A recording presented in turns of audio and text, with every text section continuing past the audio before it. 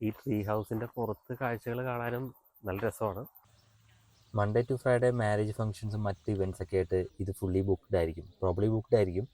പിന്നെ Saturday Sundays ആണെന്ന് തോന്നുന്നു പബ്ലിക്കിന് വേണ്ടിയിട്ട് ഇവർ ഓപ്പൺ ചെയ്ത് കൊടുത്തേക്കുന്നത്. ഒരു പിക്നിക്കാണ് നമ്മുടെ ഉദ്ദേശമെങ്കിൽ തീർച്ചയായിട്ടും ലഞ്ച് ടൈം വരെ നമുക്ക് അടിച്ചു പൊളിച്ച് സ്പെൻഡ് ചെയ്യാൻ പറ്റുന്ന വളരെ മനോഹരമായിട്ടുള്ള സ്ഥലം. ഒരു ഇവൻറ്റ് നടത്തുവാണെങ്കിൽ തന്നെ നമുക്ക് ഒത്തിരി പേര് അക്കോമഡേറ്റ് ചെയ്യാൻ പറ്റും ഈ ഒരു സ്ഥലത്ത്. ഞാൻ അവരോട് ചോദിച്ചിരുന്നു എന്താണ് ഇതിൻ്റെ ചാർജസ് എന്നൊക്കെ.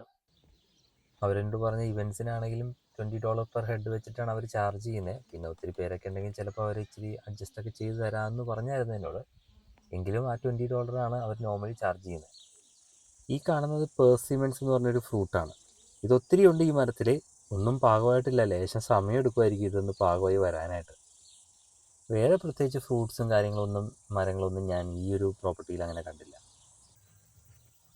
ആ ഒരു എൻട്രൻസ് ഭാഗത്താണെന്ന് തോന്നുന്നു ഇവൻറ്റ്സും മറ്റ് ഫങ്ഷൻസൊക്കെ നടക്കുകയെന്ന് എനിക്ക് തോന്നുന്നു. പിന്നെ ഇതുപോലത്തെ കുറച്ച് ബെഞ്ചുകൾ അവർ പലയിടത്തായിട്ട് സെറ്റപ്പ് ചെയ്തിട്ടുണ്ട്.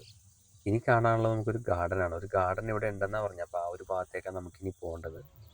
ഈ കാണുന്ന ഒരു ഗാർഡനാണ്. അവർ പല വെറൈറ്റിയിലുള്ള പൂക്കൾ വെച്ചിട്ട്, ഫ്ലവേഴ്സ് വെച്ചിട്ട് അവർ സെറ്റപ്പ് ചെയ്തൊരു ഗാർഡനാണ്.